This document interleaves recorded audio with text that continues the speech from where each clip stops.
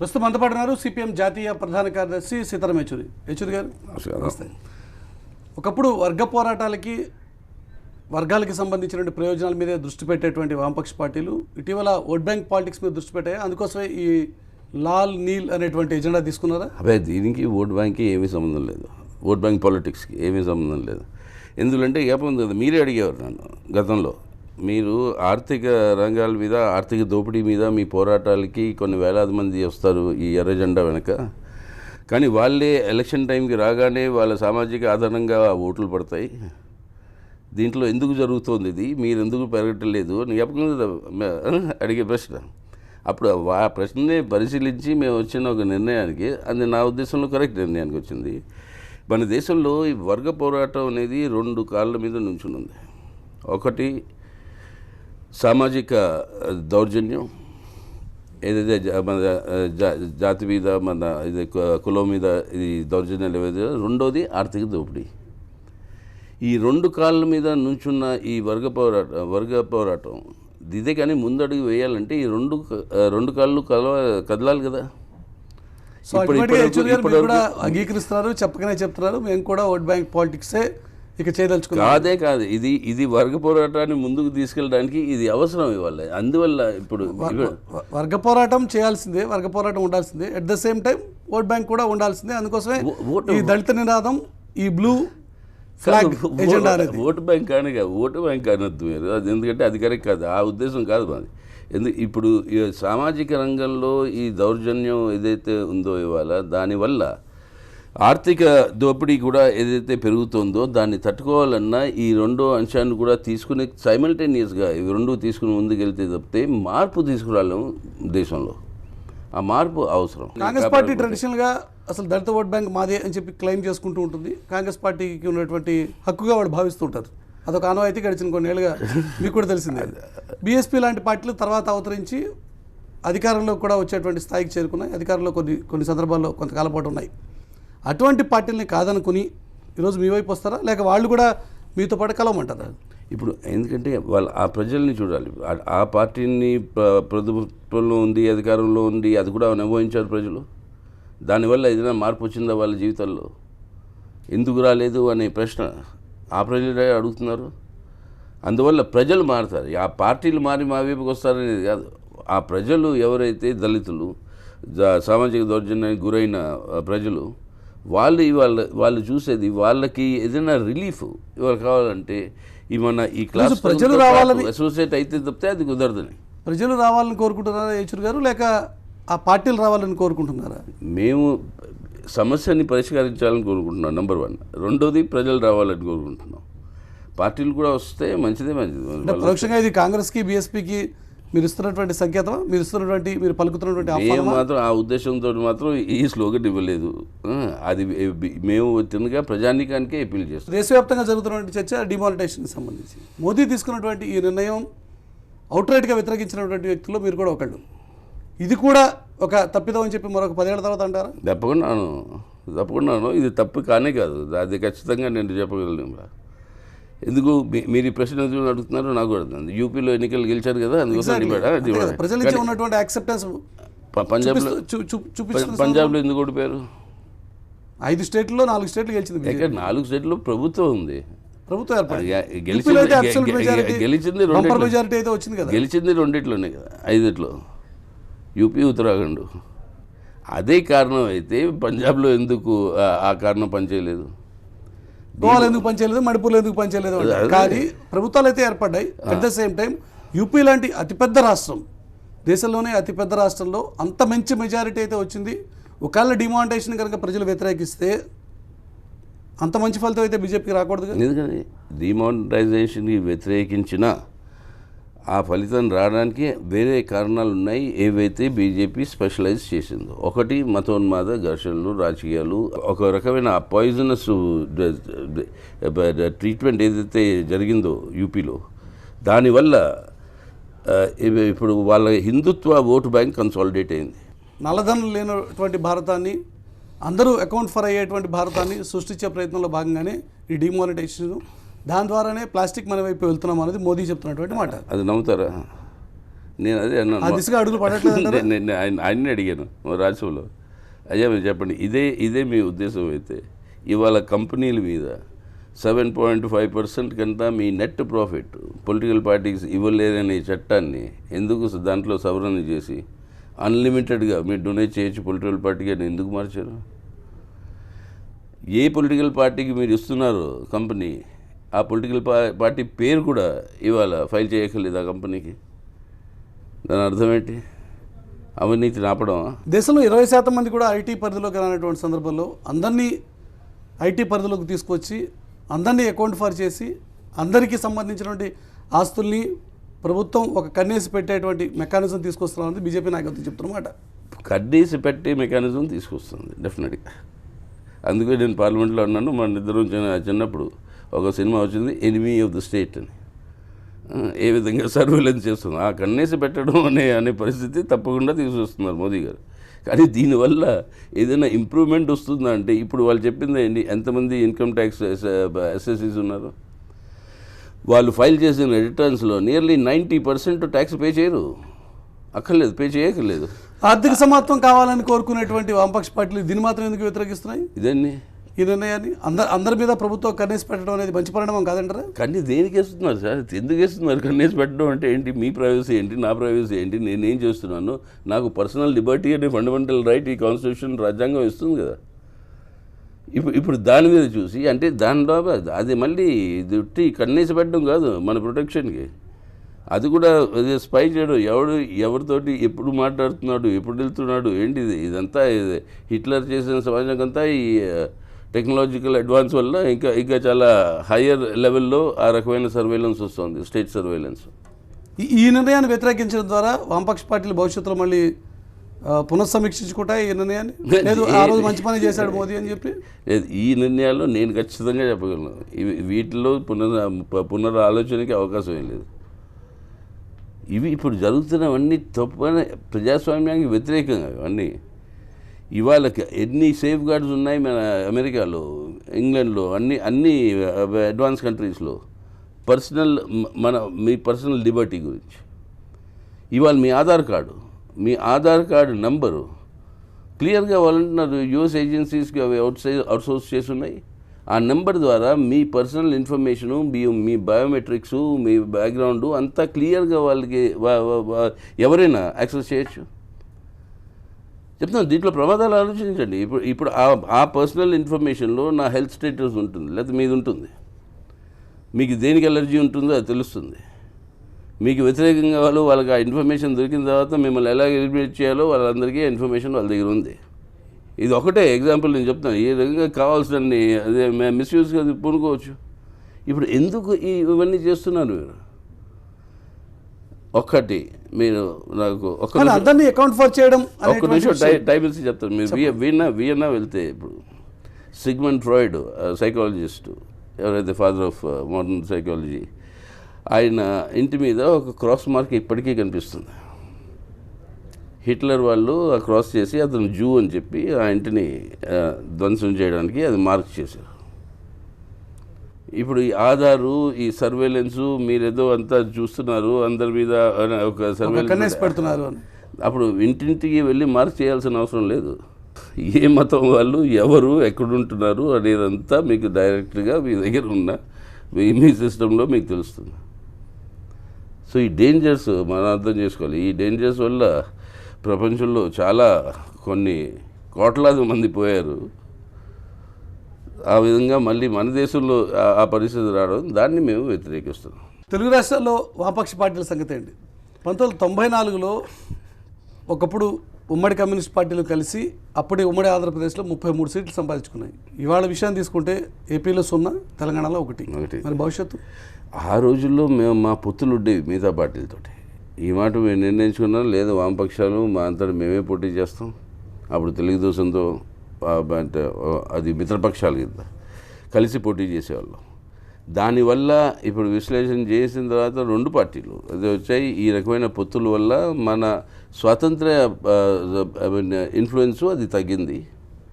అందుకోసం మనంతా మనమే దీన్ని మళ్ళీ రీబిల్డ్ చేసుకోవడానికి ప్రయత్నించాలని ఆ దశలో ఉన్నాం. తెలంగాణలో మీ పార్టీకి సంబంధించి ఒకే ఒక స్థానం ఉంది.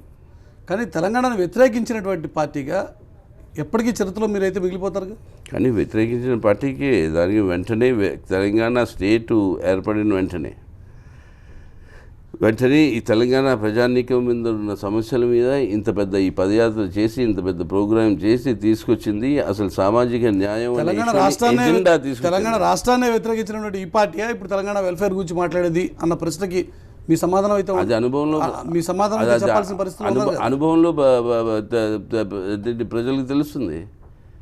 ఇప్పుడు మీరు వ్యతిరేకించి ఇప్పుడు వ్యతిరేకించాం, జార్ఖండ్ వ్యతిరేకించాం, ఉత్తరాఖండ్ ఇప్పుడు వ్యతిరేకించాం. ఎందుకంటే ఒక సిద్ధాంత రచిగా ఇవాళ మన దేశంలో ఈ స్టేట్స్ని డివైడ్ చేయడం మొదలెడితే 28 స్టేట్ డిమాండ్లు ఉన్నాయి. అవన్నీ కానీ జరిగితే 72 స్టేట్ల కింద ఇండియాలో ఉంటే మన సెంటర్ స్టేట్ రిలేషన్స్ ఏంటి, సెంటర్ని అందరూ వెళ్ళి ఇప్పుడు ప్లానింగ్ కమిషన్ కూడా లేదు, వెళ్ళి భిక్షపాత్ర తీసుకుని సెంట్రల్ గవర్నమెంట్ ఎదురుకుండా నుంచోవాల్సిన పరిస్థితి వస్తుంది. లేకపోతే వాళ్ళతో కాంప్రమైజ్ చేసి ఈ విధంగా వాళ్ళని పొలిటికల్గా సపోర్ట్ చేయాల్సి వస్తుంది. ఏ విధంగా అయితే ఇప్పుడు ఈ 2 ప్రాంతాల నుంచి జరుగుతుంది. మహాజన పాదయాత్ర తర్వాత కూడా మీ పార్టీ ఈ పార్టీయే తెలంగాణ స్టేట్ని వ్యతిరేకించిన పార్టీ అన్న ముద్రని క్యారీ చేస్తూ రావాల్సిన పరిస్థితి రాలేదంటారా? లేదు, నా ఉద్దేశంలో ఎవరైతే ఆ రకమైన ప్రచారం చేశారు, చేయడానికి కొన్ని పార్టీలు పూనుకున్నాయి, కానీ అవి ప్రజలు తిరస్కరించారు. వాళ్ళు ఇవాళ చేసేది వాళ్ళు తిన్నగా చెప్పింది సిపిఎం ఈ మహాజన పదయాత్ర ఎత్తిన విషయాల గురించి. ఆ విషయాలు ప్రాసంగికంగా ఉన్నాయి కనుక దాని మీద ప్రజలు స్పందించారు. లేకపోతే ఈ 50 ఇన్ని రోజులు ఇందాక చెప్పిన 4000 కిలోమీటర్ల కంటే ఎక్కువ, 4200 కిలోమీటర్లు 5 నెలలు, ఇది ఎలా సస్టైన్ అంటారు ప్రజల సపోర్ట్ లేకుండా? మీకు ఉన్నది ప్రస్తుతం ఒక్క సీటు, భవిష్యత్తులో ఆ సీటు ఉంటుందా ఉండదా అనేటువంటి ఒక అనుమానం ఇంకా పెరుగుతుందని ఎలా ఎలాగంటే ప్రజలు పెంచుతారు. రోజు రోజుకి తగ్గుతున్న వాతావరణమే తప్ప పెరుగుతున్న వాతావరణం ఎక్కడైనా కనిపిస్తుందా ఈశ్వర్ గారు? చూడండి, ఇప్పుడు ఎన్నికల ద్వారా లేకపోతే మేము ఖర్చు పెట్టే డబ్బు గురించి ఆ అంచనాలు వేస్తే మేము వెనక్కి పడున్నాం. ఇంకా మనకి పాలసీస్, మీ సిద్ధాంతాలు, మీరు వెతుకునేటువంటి రాజకీయ ఎత్తుగడలు ఇవన్నీ పక్కన పెడితే రోజు రోజుకి డిటీరియేట్ అయిపోతూ, తగ్గిపోతూ, రోజు రోజుకి కుజించుకుపోతూ, పరిమితం అయిపోతున్న వాతావరణం. ఆ పాలసీసు మా నిజాయితీ అదే కదండి మా యూఎస్పీ. అది కాక ఇంక మా దగ్గర ఏముంది? ఈ రకమైన డబ్బు లేదు, ఈ రకమైన రిసోర్సెస్ లేవు, ఆ రకమైన రిసోర్సెస్ ద్వారా రాజకీయాలు చేయాలనే ఉద్దేశం కూడా లేదు. ఆంధ్రప్రదేశ్ విషయాన్ని తీసుకుంటే ఆంధ్రప్రదేశ్లో అయితే ఆల్మోస్ట్ జీరో. అంటే జీరో అంటే మీరు మళ్ళీ ఎమ్మెల్యేలు ఆ విధంగా మీరు పోలుస్తారు. నెంబర్ వైజ్ అడుగుతారు. నెంబర్ వైజ్ అయితే జీరో. ఇప్పుడు ఎమ్మెల్సీ 2 గెలిచాంగా మన జరిగిన ఎలక్షన్లో. అది కూడా ఒక ప్రత్యేకమైనటువంటి గెలిస్తే ప్రత్యేకం, గెలవకపోతే జీరో అన్నాం. అది కూడా మరి ఆబ్జెక్టివ్గా మీరు చూడాలి కదా. సో అది మీ అకౌంట్లో వేసుకుంటా ఉంటారు. అది పెరుగుతుంది, అది వస్తుంది, ఆ ప్రజల ఒక యాక్సెప్టెన్స్ పెరుగుతుంది. రైట్. ఏపీ విషయాన్ని తీసుకుంటే ఏపీలో ఖచ్చితంగా పొత్తు రాజకీయం చేస్తే తప్ప భవిష్యత్తులో ఉనికిని చాటుకునేటువంటి ఆస్కారం ఉండదు అని చెప్పి అనుకోవచ్చు. లేదు, నా ఉద్దేశంలో ఏపీలో ముఖ్యంగా వామపక్ష పార్టీలు అన్నీ కొన్ని ఇదంటే చిన్న పార్టీల కింద డిస్ట్రిబ్యూట్ అయిపోయి ఉన్నాయి. పెద్ద వామపక్ష ఉద్యమం అది కాస్త ఏ విధంగా డివైడ్ అయిందో అందరికీ తెలిసిన విషయం. వాళ్ళందరినీ కూడగట్టుకుని ఒక లెఫ్ట్ ఫ్రంట్ కింద వస్తే అది కూడా చాలా పవర్ఫుల్ ఫోర్స్ కింద తయారవచ్చు, అవుతోంది. అదే మేము ప్రయత్నిస్తాం తెలంగాణలో, ఆ కృషి జరుగుతుంది ఆంధ్రాలో కూడా. ఏ రకంగా అంటారు అది? అంటే వామపక్ష పార్టీల వరకు మాత్రమే కలుస్తారా, లేక మిగతా పార్టీలతో కొంత అది కలిసి దానికి ఆధారంగా మిగతా మేము తీసుకున్న విధానాలకి ఆధారంగా అప్పుడు అప్పీల్ చేస్తాం మిగతా వాళ్ళందరినీ. సో తెలుగుదేశంతో కలము అని చెప్తున్నారు, కాంగ్రెస్ పార్టీతో ఆల్రెడీ కలిసేటువంటి వాతావరణమే లేదు. ఇక మిగిలింది ఇప్పుడు కొత్తగా వచ్చినటువంటి పార్టీలు వస్తున్నామని చెప్తున్నటువంటి పవన్ కళ్యాణ్, లేకపోతే జగన్మోహన్. పవన్ వైపు చూసే ఆస్కారం ఉందా, జగన్ వైపు చూసే ఆస్కారం ఉందా? అది చూడండి, మీకు తెలిసిన విషయమే, మీకు చాలా అనుభవం ఉంది. మా పార్టీ నిర్ణయించేది ఎప్పుడు పొత్తుల్ది అవి విధానాల మీద నిర్ణయిస్తుంది, కానీ మనుషులు అదే నాయకుల మీద కాదు. అది మీకు తెలిసిన విషయం. ఇప్పుడు ప్రజలకి అనుకూల పవన్ కళ్యాణ్ అయితే కొంత సానుకూలత వ్యక్తం చేస్తున్నారు, వామపక్ష పార్టీలతో కలవడానికి ఆస్కారం ఉంది అని చెప్పి ఇటీవల అతను చేస్తున్నటువంటి కార్యక్రమం. అదే సో పవన్తో ప్రస్తుతానికి డోర్స్ ఓపెన్ చేసి ఉన్నాయి అని చెప్పి మీరు టైం తప్పకుండా అందరితోటి విధానాలు ఏంటి, ఆ విధానాల గురించి మేము మాట్లాడతాం. ఎవరైతే మా ఉద్దేశంలో ప్రజలకి అనుకూలమైన విధానాలు అనుసరించడానికి సిద్ధంగా ఉన్నారో వాళ్ళతో పాటు తప్పకుండా కన్సిడర్ చేస్తాం. విధానాలు అంటారా ఇక్కడ మళ్ళీ కలిసి వచ్చేటువంటి పార్టీలు అంటారు? అది విధానాలు అంటారు. మా ప్రాథమిక జగన్ బెటరా, పవన్ బెటరా, అది విధానాలు, టీడీపీ బెటరా? విధానాల మీద ఆధారపడి ఉంటుంది. కానీ గతంలో ఇదే పవన్ కళ్యాణ్ బీజేపీని గెలిపించడం కోసం, మోదీని ప్రధానమంత్రి చేయడం కోసం చాలా కష్టపడి ఎన్నికల సభల్లో పార్టిసిపేట్ చేసి ఆ ఎన్నికల్లో పోటీ కూడా చేయలేదు. అటువంటి పవన్ కళ్యాణ్తో కలవడానికి మీకు ఏమైనా ఇప్పుడు ఇబ్బందులు? విధానాలు చెప్పాను కదా, విధానాలు. మాకు వ్యక్తుల గురించి మాకు ఏమీ కంప్లైంట్ లేదు, ఏవి పార్షియాలిటీ లేదు. పాయింట్ ఈజ్ ఆ విధానాలు ఏంటి, ప్రజలకు అనుకూలమా కాదా. ఇప్పుడు మోదీని సపోర్ట్ చేసినా లైక్ ఇప్పుడు వామపక్ష పార్టీలతో కలిసి ఉంటారా? అది అప్పుడు చేసిన విధానాలు ఇప్పుడు చేసిన నాకు మీరే కదండి అడిగింది ప్రశ్న, నాకు చెప్పలేదు. మీరు మీరే అడుగుంటారు. ఇది 2004లో మన్మోహన్ సింగ్ గారిని మీరు ప్రధాని ఎలా చేస్తున్నారు, ఆయన ఫినాన్స్ మినిస్టర్గా ఉన్నప్పుడు ఆయన అంతా వ్యతిరేకించారు కదా ఆయన నూతన ఆర్థిక విధానాలు. అప్పుడు ఏమన్నా నేను కాంగ్రెస్ ఫినాన్స్ మినిస్టర్గా ఉండడం ఒక అంశం, ఇప్పుడు ఒక కోalition యొక్క ఉమ్మడి ప్రైమ్ మినిస్టర్గా ఉండడం అది వేరే. సో పవన్ కళ్యాణ్తో కలవడానికి అయితే మీకు సిద్ధాంతపరంగా ఎటువంటి అభ్యంతరాలు ఉండవు. గతంలో అదే నాయకుడు మోదీని అప్పుడు సపోర్ట్ చేసిన విధానాలు ఇప్పుడు మోదీని వ్యతిరేకిస్తున్నా విధానాల మీద.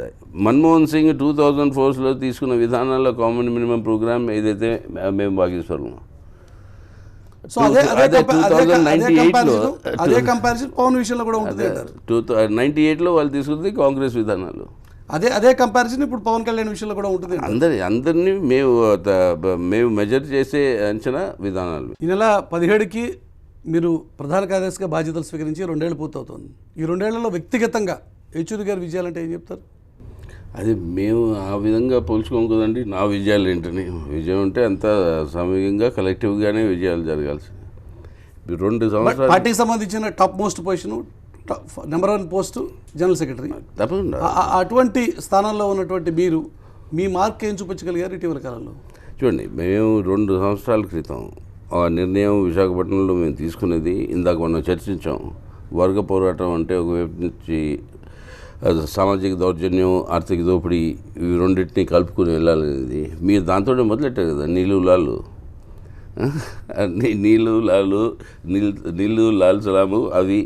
ఇది యాక్చువల్లీ ఒక కొత్త ఇనిషియేటివ్ పార్టీ తరఫు నుంచి ఏదైతే వచ్చిందో, దళిత్ మూవ్మెంట్స్, లెఫ్ట్ మూవ్మెంట్, ఈ రెండింటిని కలుపుకుంటూ ముందరికి వెళ్ళాలనేది. అదొకటి సాధించగలిగాం ఈ 2 సంవత్సరాల్లో. కానీ క్రమక్రమంగా ఒక్కొక్క స్టేట్ కోల్పోతున్నారు. ప్రస్తుతానికి కేరళలో మిగిలిన్నారు ఒక పెద్ద స్టేట్లో. వెస్ట్ బెంగాల్లో ఆల్రెడీ లాస్ట్ ఎలక్షన్స్తో పోలిస్తే మొన్న ఎలక్షన్స్లో ఇంకా తగ్గిపోయినటువంటి వాతావరణం. ఇంక భవిష్యత్తులో బెంగాల్లో క్వశ్చన్ మార్కేనా సిపిఎం? లేదండి, నేను ప్రధాన కార్యదర్శి అయ్యే ముందర కేరళ కూడా లేదు మా దగ్గర. ఇప్పుడు కేరళ వచ్చింది, దాని తర్వాత త్రిపుర, కేరళ. బెంగాల్లో చాలా డిఫికల్ట్ సిచ్యువేషన్ మాకు. 63 నుంచి 33 తగ్గిపోయారు కదా ఎక్కడ? బెంగాల్లో. అదే బెంగాల్లో మాకు డిఫికల్ట్ పొజిషన్. ఆ తగ్గడంలో కాంగ్రెస్తో పాటు అండర్స్టాండింగ్ ఏదైతే బెంగాల్లో జరిగిందో, దేన్నైతే మేము దాని గురించి మేము విశ్లేషణ చేసి అది చేసింది కరెక్ట్ కాదనుకున్నాము, దానివల్ల కూడా మా సీట్లు తగ్గాయి. వామపక్ష పార్టీలు పక్కగా జరిగిపోయి fight between Mamata and BJP వచ్చిన తర్వాత ఫైటే కాదు, వామపక్ష పార్టీల ఉనికే ప్రశ్నార్థకం అవుతున్నా భవిష్యత్తులో. లేదు చూడండి, ఇప్పుడు ఫైటే కాదు, వాళ్ళిద్దరి మధ్యలో కూడా అండర్స్టాండింగ్ ఉంది. ఇప్పుడు మొన్న ఫైనాన్స్ బిల్ పాస్ చేసే టైంలో తృణమూల్ కాంగ్రెస్ రాజ్యసభ నుంచి వాకౌట్ చేసేసింది గవర్నమెంట్ని మద్దతు చేయడానికి. ఎందుకు? ఆ మొన్నాడు వాళ్ళ నాయకులు ఎవరైతే నార్దా స్కామ్లో అరెస్ట్ అయి ఉన్నారో వాళ్ళకి బెయిల్ దొరికింది. సో సిబిఐ ఇన్వెస్టిగేషన్ ఒకవైపు, వాళ్ళకి సపోర్ట్ ఒకవైపు. అరే దీంట్లో వీల్స్ విత్ అండ్ వీల్స్ అంటాం మనం ఇంగ్లీష్లో. ఆ రకంగా మన దేశ రాజకీయాల్లో ఉన్నాయి ఇప్పుడు. సో తృణమూల్ కాంగ్రెస్కి వాళ్ళిద్దరికీ అది పొలిటికల్గా కూడా సూట్ అవుతుంది. పోనీ ఆ నెక్సస్ని ఎస్టాబ్లిష్ చేసేటువంటి స్థాయిలో మీరున్నారు, మళ్ళీ బెంగాల్లో రీగెయిన్ చేసుకునేటువంటి పరిస్థితి ఉంటుందా అసలు? డెఫినెట్గా బెంగాల్లో ఎట్లా సాధ్యం ఉంటారు? బెంగాల్లో రీగెయిన్ చేసే పరిస్థితి డెఫినెట్గా నెక్స్ట్ బెంగాల్లో వచ్చే ఎన్నికల్లో ఆ టైంకి మేము ఖచ్చితంగా మా పొజిషన్ ఇంకా చాలా పెద్ద. దేశంలో ఇప్పటికే 15 స్టేట్లో ఆల్రెడీ బీజేపీ తన పాగా వేసుకున్న సందర్భంలో ఒక్కొక్క స్టేట్ని తన అధీనంలోకి తెచ్చుకుంటున్నటువంటి సందర్భంలో వామపక్ష పార్టీలు దేశంలో ప్రశ్నే కదా. అదే ఇప్పుడు కరెక్టే, కానీ ఇప్పుడు అన్ని పార్టీల్లో పోల్చుకుని చూస్తే 2 ముఖ్యమంత్రులు మాకే ఉన్నారు కదా. కాంగ్రెస్ మినాయి చూస్తే అందరికీ మిగతా వాళ్ళందరికీ ఒకటొకటి కదా వీలేదు. సో ఇప్పుడు నేను అనేది అదే సర్లేండి, అది అది చూసి ఆధారపడుతుంది. అదే ఏమీ పట్టలేదు, అది ఊరికే బై ద వే చెప్పిన విషయం. నిన్ననే ఆల్రెడీ వెంకయ్యనాయుడు గారు ఇచ్చిన స్టేట్మెంట్ నెక్స్ట్ టార్గెట్ మాది దక్షిణ భారతమే అని చెప్పి, ఆ క్రమంలో కేరళ కూడా టచ్ అవుతుంది నేచురల్గానే అవుతుంది. కేరళ ఆల్రెడీ ప్రయత్నిస్తారు. ఇవాళ చూడండి వాళ్ళ ప్రయత్నం ఏంటి, బీజేపీ వాళ్ళు క్లియర్గా అనేది రాజకీయ రంగంలో మమ్మల్ని వ్యతిరేకించి దానికి కన్సిస్టెంట్గా వ్యతిరేకించే వాళ్ళు వామపక్ష పార్టీలే. మిగతా అన్ని పార్టీల్లోనూ ఆ ఎలిమెంట్స్ ఉన్నాయి. ఎవరినైతే వాళ్ళు అదే క్రాస్ ఓవర్ చేయించారు కూడా కాంగ్రెస్తో పాటు. అందుకోసం వాళ్ళకి మేము మెయిన్ టార్గెట్ కేరళలో డిస్టెబిలైజ్ చేయాలి గవర్నమెంట్, త్రిపురలో మళ్ళీ మేము నగ్గకుండా చూడాలి నెక్స్ట్ ఇయర్ ఎలక్షన్ వచ్చినప్పుడు, బెంగాల్లో మళ్ళీ రిటర్న్ బ్యాక్ మాత్రం సిపిఎం కాకూడదు. సో వాళ్ళ డిక్లేర్డ్ ఆబ్జెక్టివ్. అదే ఈ మూడిట్లో కూడా బీజేపీ సక్సెస్ అయ్యేటువంటి దిశగా అడుగులు వేస్తే ఆ పార్టీ జనరల్ సెక్రటరీగా ఎదుర్కోవాల్సిన ఫస్ట్ వ్యక్తి మీరే. నేనే చెప్పేది ఈ మూడిట్లో వాళ్ళు సక్సెస్ కారు, అది ఖచ్చితంగా చెప్తున్నారు. మిగతా ప్రాంతాల్లో వాళ్ళు సక్సెస్ అవుతున్నారు. బీజేపీ కాంగ్రెస్ ఏర్పాటు చేయాల్సిన ప్రభుత్వాలు ఉన్న స్టేట్స్లో వాళ్ళు గవర్నమెంట్స్ ఫామ్ చేశారు, వాటిల్లో సక్సెస్ వాళ్ళు పొందుతున్నారు, కానీ ఇక్కడ పొందలేరు. ఆప్ లాంటి పార్టీలు ఇండిపెండెంట్గా మీకు ఒక ఆల్టర్నేటివ్గా రాబోతున్నాయి కాంగ్రెస్ ఇతర బీజేపీ ఇతర ఫోర్సెస్గా? లేదు, అంటే కొంచెం ఆపు ఆ రకమైన స్పేస్ని ఆక్యుపై చేయడానికి ప్రయత్నించింది ఢిల్లీలో, సక్సెస్ఫుల్గా వచ్చింది. కానీ ఇప్పుడు పంజాబ్లో లేదు. పంజాబ్లో అటెంప్ట్ చేసింది, గోవాలో అటెంప్ట్ చేసింది, కానీ జరగలేదు. అటెంప్ట్లు చేస్తున్నాయి, కానీ వీటన్నిటిలో కూడా ఒక లెర్నింగ్ ప్రాసెస్ మొదలైంది. ఇప్పుడు ఆప్ వాళ్ళు కూడా ఇప్పుడు మా పార్టీతోటి మిగతా పార్టీలతోటి వాళ్ళు కూడా కలిసి మాట్లాడడం ఒక ఏడాది క్రితం వచ్చేసేవాళ్ళు కాదు, కానీ ఇవాళ వాళ్ళు కూడా నేర్చుకుంటున్నారు. ఈ ప్రస్తుతం ఉన్న పరిస్థితుల్లో అది తప్పితే ఇంక వేరే మార్గం లేదని. సో భవిష్యత్తులో ఆప్ వామపక్ష పార్టీల మధ్య కొంత ఏదైనా సౌర్భావ వాతావరణం అది వాళ్ళ మీద ఆధారపడి ఉన్నది. ఇప్పటికీ ఆప్లో ఆ క్లారిటీ లేదు. దేశంలో ఆప్ కావచ్చు, వామపక్ష పార్టీలు కావచ్చు, కాంగ్రెస్ పార్టీ కావచ్చు, లేక మరే ఇతర పార్టీలు బీఎస్పీ ఎస్పీ లాంటి పార్టీలు కావచ్చు, వీళ్ళందరినీ కలుపుకునేటువంటి వాతావరణం ఏమైనా ఉందా నెక్స్ట్ ఎలక్షన్స్కి, నెక్స్ట్ జనరల్ ఎలక్షన్స్లో బీజేపీని ఎదుర్కోవడం అన్న ఏకైక ఎజెండాతో? అది ఇంకా 2 సంవత్సరాలు ఉన్నాయి. చెప్పాను కదా, 2 సంవత్సరాల్లో ఇందిరా ఇస్ ఇండియా అనేది మారిపోయింది. ఇప్పుడు మోదీ ఈజ్ ఇండియా అంటున్నారు కదా, అది మారుతుంది 2 సంవత్సరాలు. సో ఆ క్రమంలో ఆ మోదీ ఈజ్ ఇండియా అనేటువంటి వాతావరణం నుంచి బయటపడడం కోసం అవసరమైతే ఏ శక్తులతో మీరు కలుస్తారా? అది చూద్దాం అసలు ఏ విధంగా పరిణామాలు వస్తాయో. చెప్తాం కదా, ఈ 2 సంవత్సరాల్లో చాలా పెద్ద మార్పులు వస్తాయి. ఆ మార్పుల ఆధారంగా నిర్ణయాలు తీసుకుంటాం మేము. మార్పు బీజేపీకి వ్యతిరేకంగా అన్ని పార్టీలు అది కూడగట్టేటువంటి మార్పు అంటారా? అది ఏ విధంగా వస్తుంది, బీజేపీ మళ్ళీ తిరిగి రాకుండా చూడడానికి అనేది అది చూడాలి స్పష్టంగా. దాని డీటెయిల్స్ అది త్వరలోనే అవి బయటపడతాయి ఆ డీటెయిల్స్. కానీ అప్పటి వరకు డెఫినెట్గా మార్పు మాత్రం వస్తుంది. మార్పు వస్తుంది అంటారు. ఆ మార్పు ఏంటి అన్న విషయంలో మీకైనా క్లారిటీ ఉందా, లేక కేవలం బీజేపీని వ్యతిరేకించడం అన్న ఒక్క single point agenda? No anti వల్ల మార్పు ఏమీ రాదు. యాంటీ సోయిన్సో అనేది పాజిటివ్ ప్రోగ్రామ్ మీదే వస్తుంది. అది వస్తుంది మార్పు. కానీ మీరు ఏంటి ఆ మార్పుని ఇప్పుడే అడిగితే ఆ మార్పు రాదు. మరి అందుకోసం ఆ మార్పుని కానీ తీసుకురావాలంటే ఆ సమయం వచ్చినప్పుడు సమాధానాలు ఇస్తూ ఉంటాం. రైట్ యచూరి గారు, టీవీ కోసం సమయాన్ని కేటాయిన ధన్యవాదాలు. ఇది సిపిఎం జాతీయ ప్రధాన కార్యదర్శి సీతారాం యచూరి కూడా నెక్స్ట్ వీక్ మళ్ళీ కలుసుకుందాం. చూస్తూనే ఉండండి టీవీ9.